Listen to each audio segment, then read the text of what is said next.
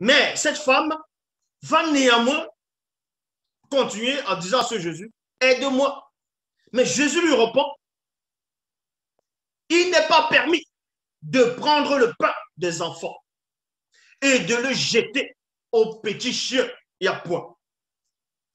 Dans Matthieu chapitre 7, Matthieu chapitre 7, verset 6. Vérifiez. Matthieu chapitre 7 au verset 6. Bible, parole de vie. Ne donnez pas aux chiens.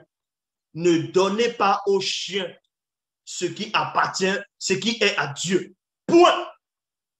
C'est Jésus qui le dit. Dans Matthieu 7, 6. Ne donnez pas aux chiens ce qui appartient à Dieu. Donc, les paroles qu'il est venu apporter pour le peuple, on va dire selon les Bibles classiques, appartiennent à Dieu. Les miracles, les prodiges, ainsi de suite, appartiennent à Dieu. C'est pour ça qu'il a dit ici, il n'est pas permis de donner cela aux petits chiens, donc aux étrangers, aux non-juifs. Aux non-juifs, il n'est pas permis.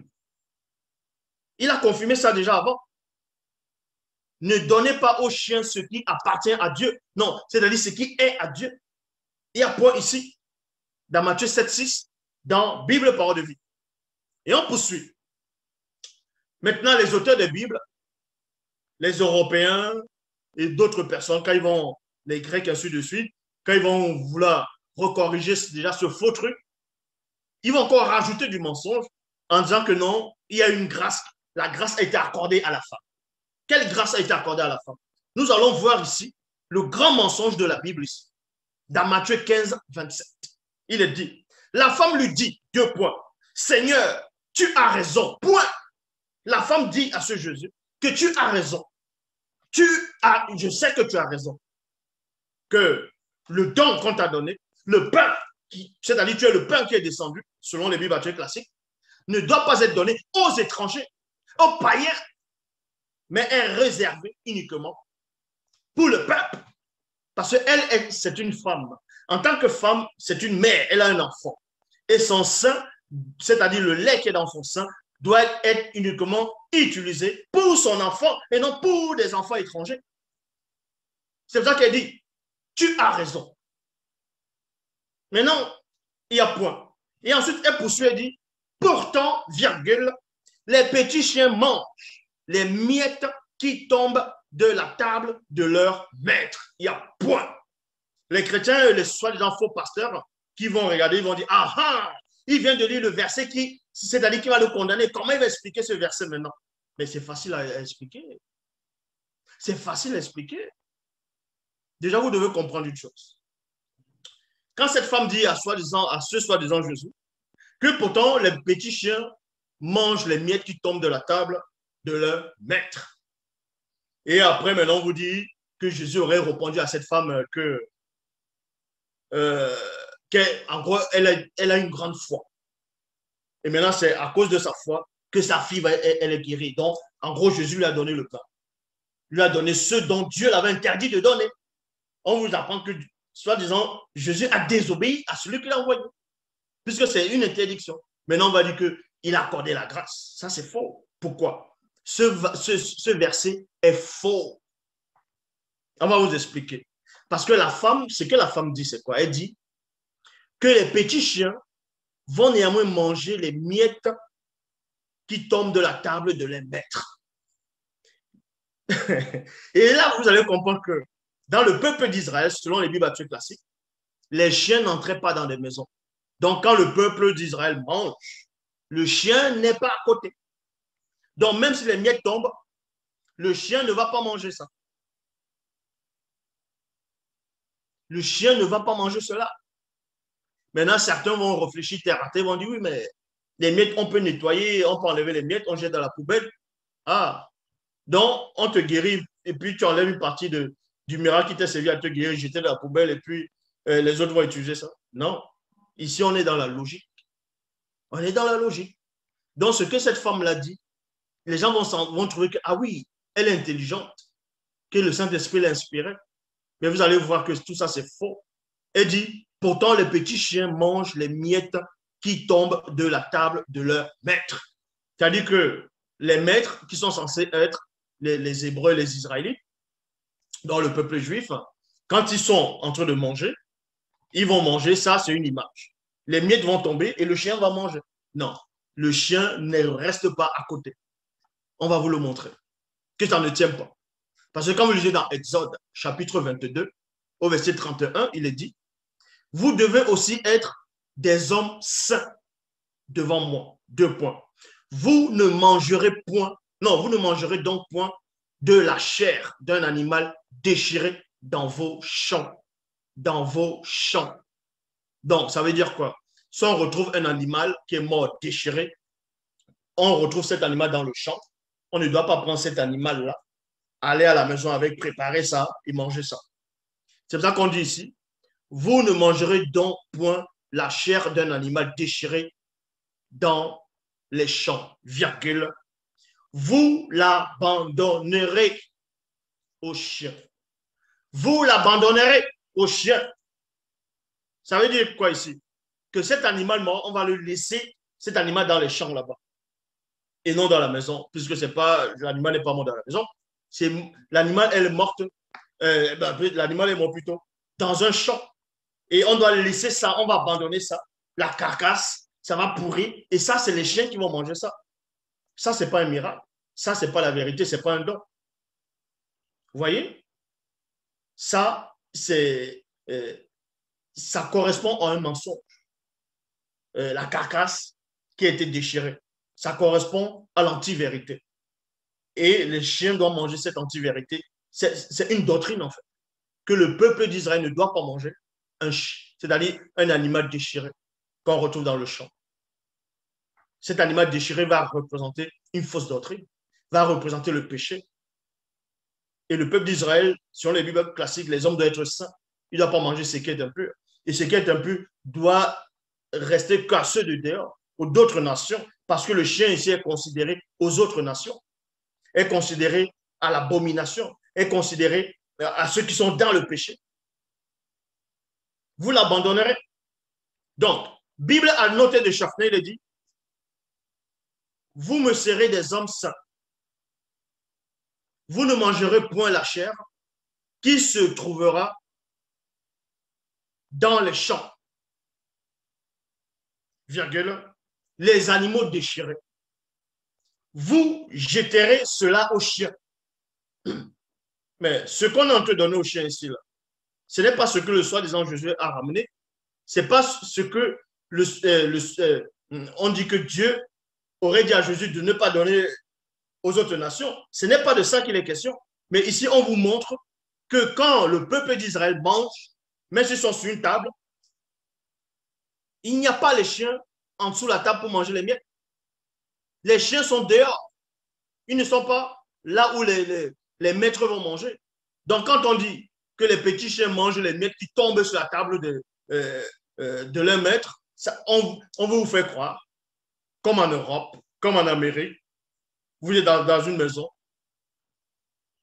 vous mangez à table, allez, les os tombent, la viande tombe, le chien il est là, il est au salon, il est en train de manger, ou bien il est dans la salle à manger, il mange. Non. Pour le peuple d'Israël, le chien ne devait pas être dans la maison. Donc, ce que cette femme-là dit ne tient même pas. Ils sont venus juste de venir rajouter cela. Donc, on poursuit. Bible a noté de Chaffner, comme je dis ici, vous me serez des hommes saints. Vous ne mangerez point la chair qui se trouvera dans les champs, virgule, les animaux déchirés.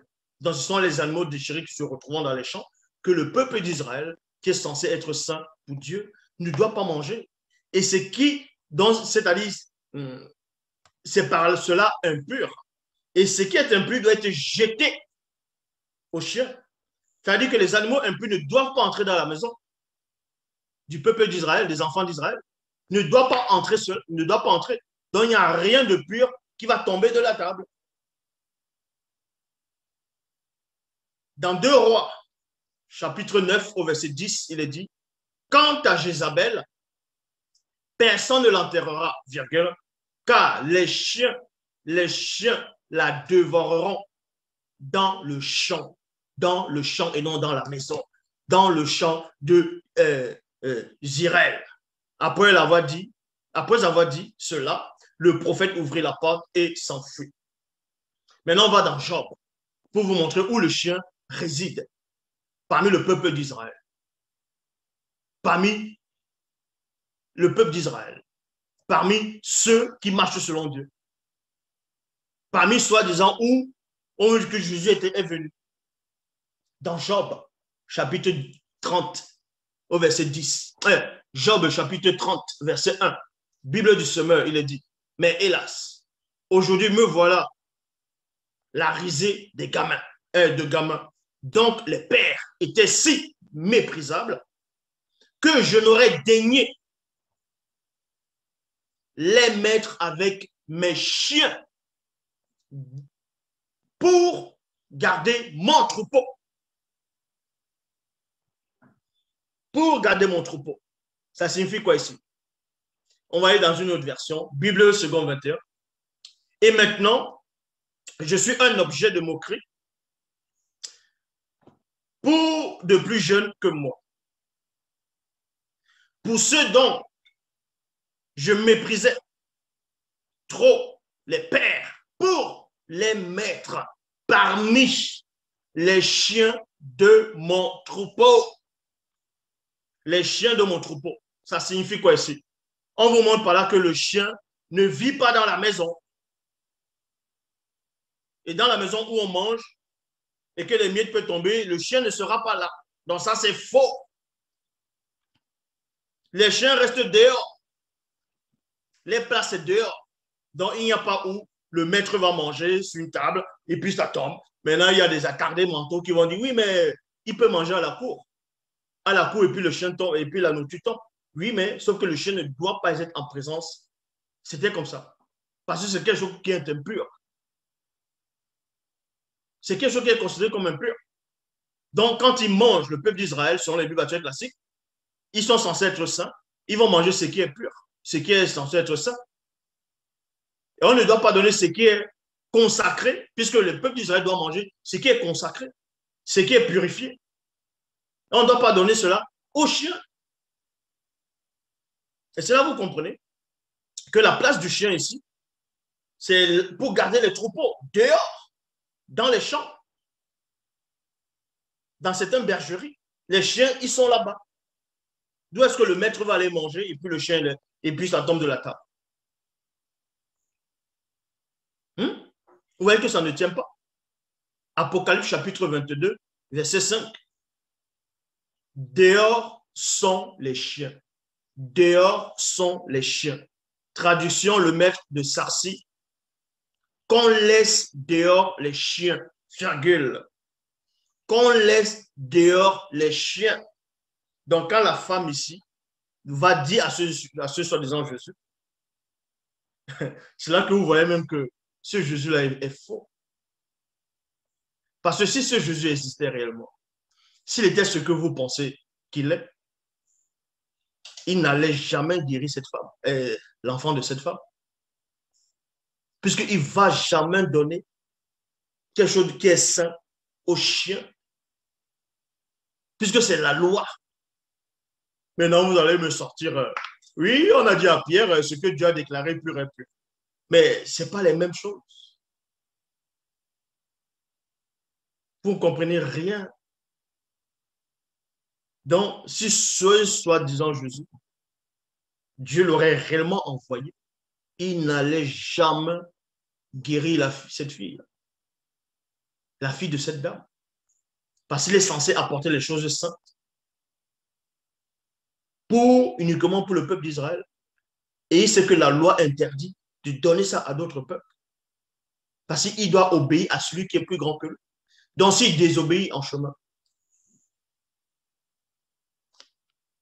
il ne peut pas être votre sauveur. Déjà, vous voyez qu'il était envoyé uniquement pour le peuple d'Israël, pour les brebis perdues de la maison d'Israël. Donc, à vous, tous ces noirs là maintenant,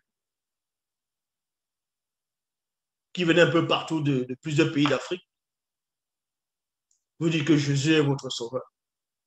Il vous a sauvé en quoi? Il vous a sauvé de quoi? Il vous a sauvé de quoi? Il vous a sauvé de quoi? Lui qui sort de sa bouche, qui n'est pas venu pour vous. Mais pourquoi vous insistez? Quelqu'un dit qu'il n'est pas venu pour vous, il ne vous connaît pas, vous êtes impur. Mais vous insistez. Mais vous insistez même pourquoi? Quelqu'un dit que son père l'a envoyé pour sa propre race.